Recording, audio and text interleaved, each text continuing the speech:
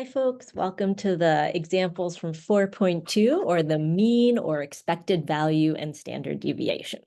And so this video, we're going to go ahead and take a look at two different examples, looking at how we find the expected value of something, okay? And so in the first example, we're looking at a game, all right? And in this game, we are drawing 4 cards from a standard deck of 52 cards, right? So before we read any further, let's just review what a deck of cards has in it, right? So a deck of cards, it has 52 cards in the whole deck. There are 4 suits, or those are like the different shapes on the card, right? So we have our diamonds, we have our hearts, we have our clubs, and we have our spades, all right? So we've got 4 different shapes, and each of those shapes has 13 cards, right? So ace all the way up to king in all 4 of those. All right. So the game is this: you're going to guess the suit of each card before it is drawn.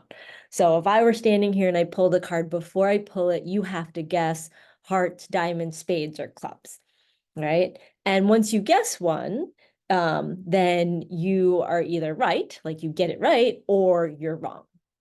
Okay, but every time I draw a card after you guess and we see whether you're right or wrong, we put the card back in the deck. Okay, now here's the deal though. In order to play, you have to pay $1. Okay, so you pay $1 to play the game. And that $1 gets you 4 cards. I take one out, you guess, put it back. Take one out, guess, put it back. Take one out, guess, put it back. And then the 4th one, I take it out, you guess, and then I put it back. Okay.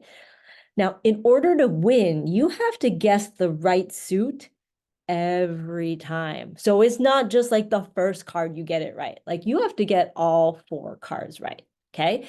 If you get it right all 4 times, you get your money back and I give you $256, right? Sounds like a good deal. So what we're going to figure out mathematically is, what is your expected profit of playing the game over the long term? Like, what are your chances of actually winning money at this game? Okay. So the first thing that we are going to do is we are going to set up a table. All right. We're going to set up a table, and in our table, we're going to have our outcomes. So whether you win or you lose, okay? And we're going to find the probability of whether you win or lose, okay? And so over here, we find that, let me actually move this over a little bit. Right, so let's say that you win. Let's start with the positives here, okay? And then we'll look at all the situations where you might lose, okay? So if you win, what do you get? What is the outcome? Well, you get $256, okay? So if you win, you get a plus 256. That's nice. That's a good payout. If you lose, remember you paid $1 to play, you don't get that dollar back, so you lose $1, okay? Now, the probability that you're going to win, let's talk about that, okay? So there are 4 suits, and so every time I draw a card, you have a 1 in 4 chance of getting it right? Because there's only 4 suits, so you just want to pick the 1 out of the 4 that happens to be on the card. And so what that means is, on the first draw, you have a 1/4 chance of getting it right. Now, since I put the card back, or we call this with replacement, the second time you still have a probability of getting it correct. You have a 1/4 chance of getting it right. And remember, and means multiply. 1/4 chance of getting the third one correct, and you have to get the 4th one correct. And so if we think about the probability of getting all 4 of them correct, it's not just 1/4, but you actually have to multiply all these, and you should get 1/256. Well, suddenly your chances seem a lot lower, don't they? Because it's not just about guessing 1 correct. It's not even about guessing 2 correct. You have to get all 4 in order to win, okay? Now, because this is a situation where we have a total probability of 1, if your probability of winning is 1 out of 256, your probability of losing is actually 1 minus 1 over 256, because either you win or you lose, okay? And so that means that your chances of losing are actually 255 out of 256. Like literally, if you played 256 times, you would likely only win once and you would lose the other 255 times. That kind of sucks, okay? But from this table, what we can use it to do is find our expected value. Okay, so some people use expected value as E of X.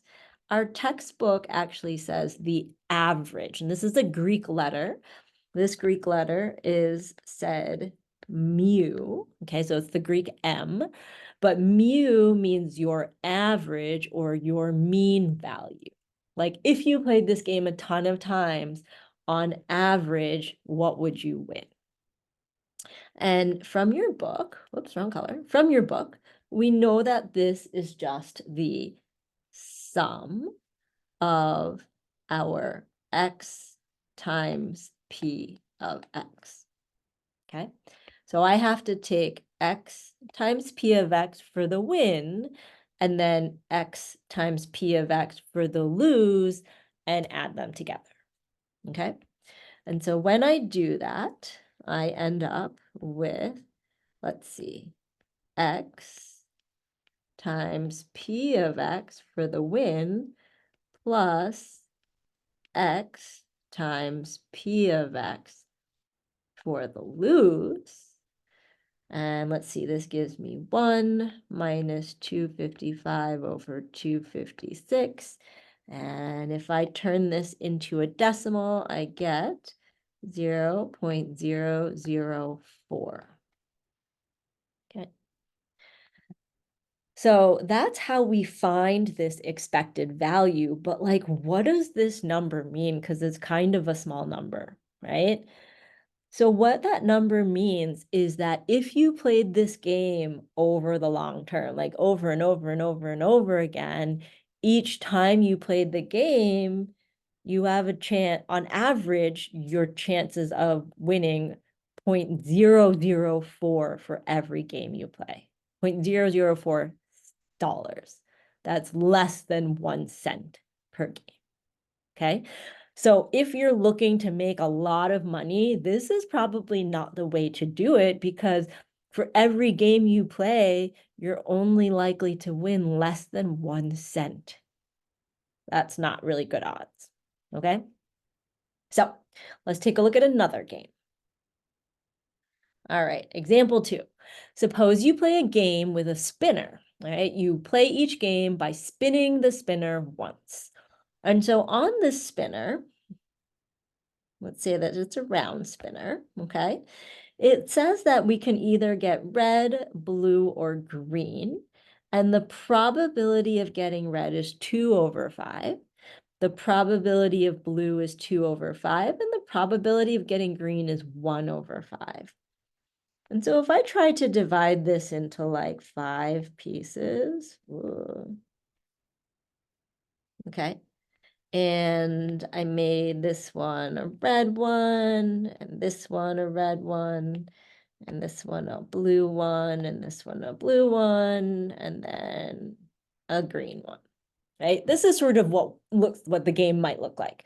So I spin this spinner, 2 out of the 5 times I could get red, 2 out of the 5 times I could get blue, and 1 out of those 5 times I might get a green, okay?